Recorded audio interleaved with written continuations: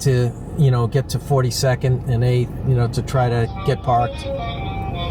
Okay. Yeah. Oh, not a problem, man. That's all good. Listen, if we don't have time to do the interview before the set, maybe right after, we could do something real quick, or failing that, I can organize to meet up with you guys over the next couple of days. Okay. All right. That sounds good, man. That sounds good. No worries, man. Yeah, but all good, Dave. Both your names are on the guest list. If there's any problems, just give me a buzz. Okay, Dane. Thank you so much, bro. No worries, man. Take your time, and I'll see you when you get here. Okay. Okay, bye-bye. Bye-bye. Love that guy. Yeah.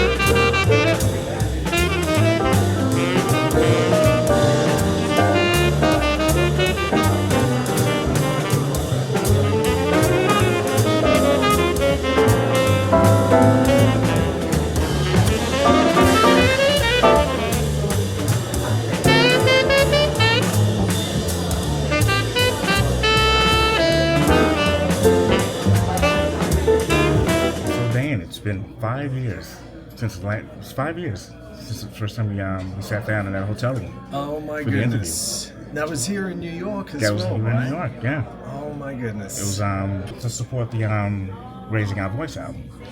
Raising Our Voice. Oh my God, it was that long ago. I can't believe it, man. Time it's just disappearing. Just disappearing.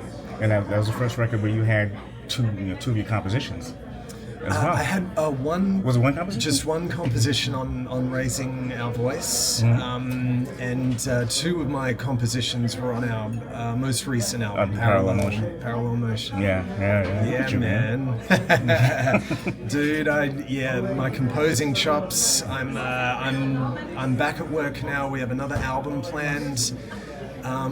We were just discussing yesterday. We're probably going to record around July this year. Okay. So I got a lot of work to do. So yeah, man. So you're going to be expected to, of course, keep contributing. Absolutely, man. Got to keep up. I got to keep up with these maestros. You're right.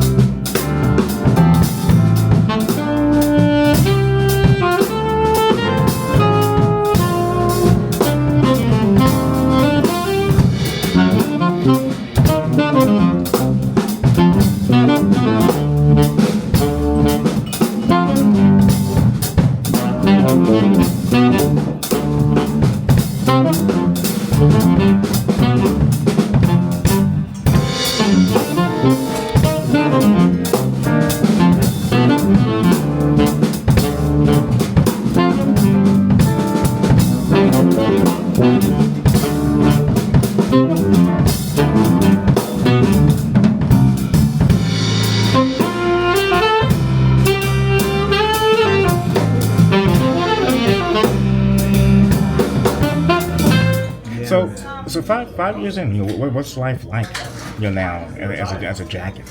official member of the Jackets. I mean, without sounding cliche or cheesy or anything, I mean, it just gets better and better. Yeah. I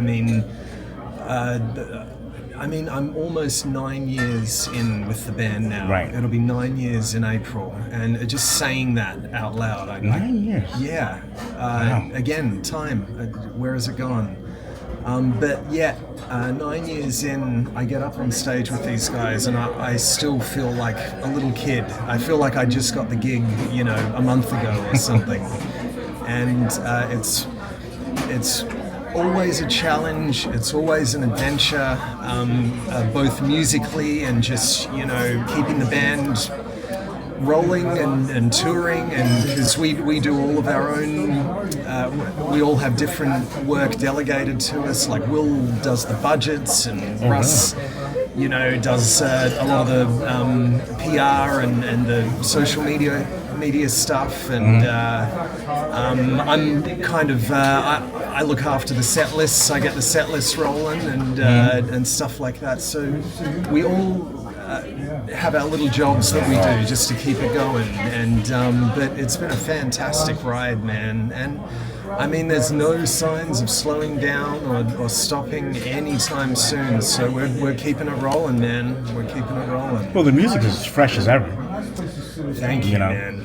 Thank you. I mean, that's the beauty of improvised music, right? I mean, every night, even if we play the same songs every night, which we don't, we usually play different tunes, but even if we did, it's going to be different, Yeah. It's we're gonna be inspired differently every night, and that's the freedom of jazz and improvised music. We get to try stuff, and we get to experiment and see what works and what doesn't work, and it's I mean, to be touring the world as a jazz musician and making a living off of that, I mean, it really just doesn't get much better. Yeah.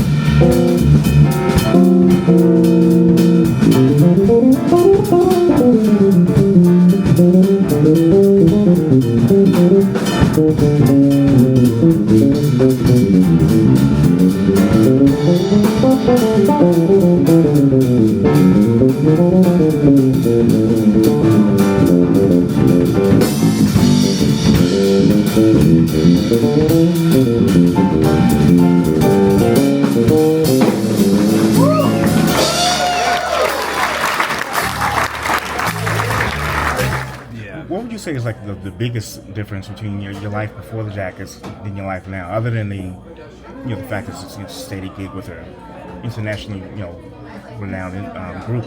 Yeah. Yeah, you're right, man. I mean, it was life changing getting that email from Will Kennedy. I mean, again, I think I told the story on our last interview. YouTube. I mean, they jumped on YouTube and saw me in a couple of videos. I mean, life is great with this band. Playing with this band, being with these guys. They're just three of the most loveliest people I've ever met. Since day one, they trusted my musical intuition, you know. They're like, man, these are our songs, but if you want to try something, if you want to try some effects or use whatever bass you want, or like, you go ahead, like, we trust you, you know. Right. And I've learned so much. I mean, these guys just three of the most experienced musicians on the planet. Right. And they've all made an amazing careers and amazing livings out of being jazz musicians, you know.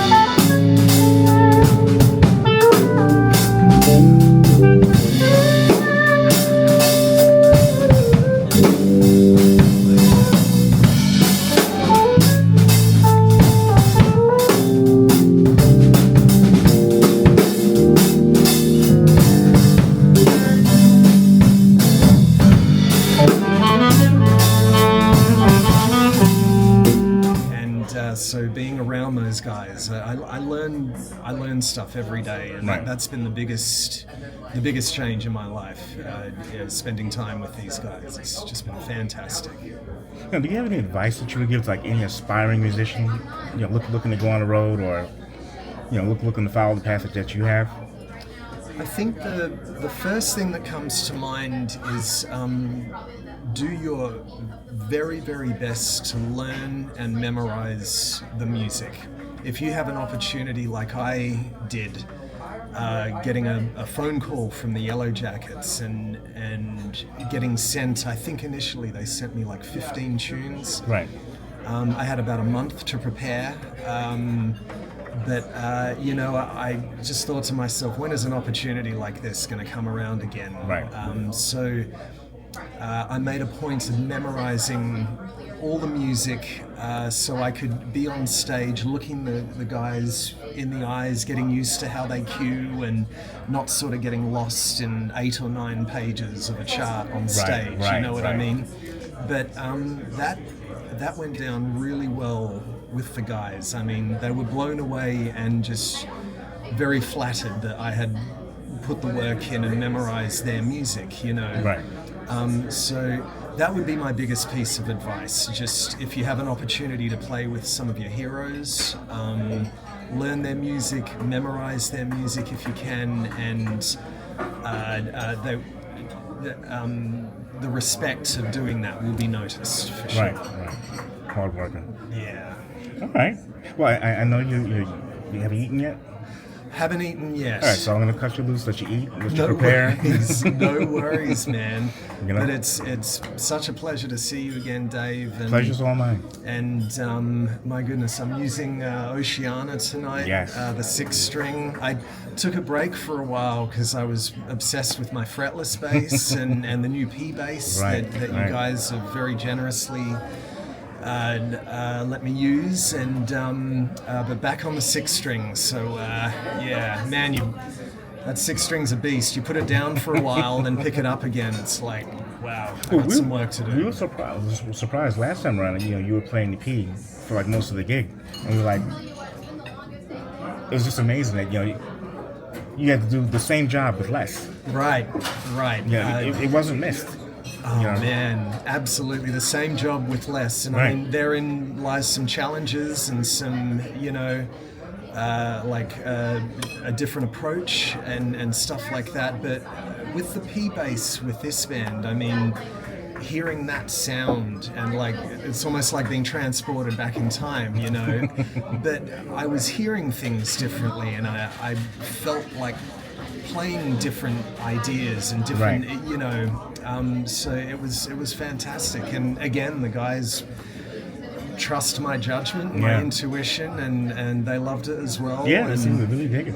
man, absolutely. And it's such a great instrument, and 4 strings as well. So Yeah. that was it was so lovely to play a 4-string again. It had been a while. You took it way back to the basics. Yeah. Absolutely. Well, I appreciate your time this evening. Looking forward to seeing you on stage playing Oceana. And I got a lot more to talk to you about when you get a chance. Absolutely, Dave. Such a pleasure to Thank see you, you, my man. friend. You too. Awesome. All the best.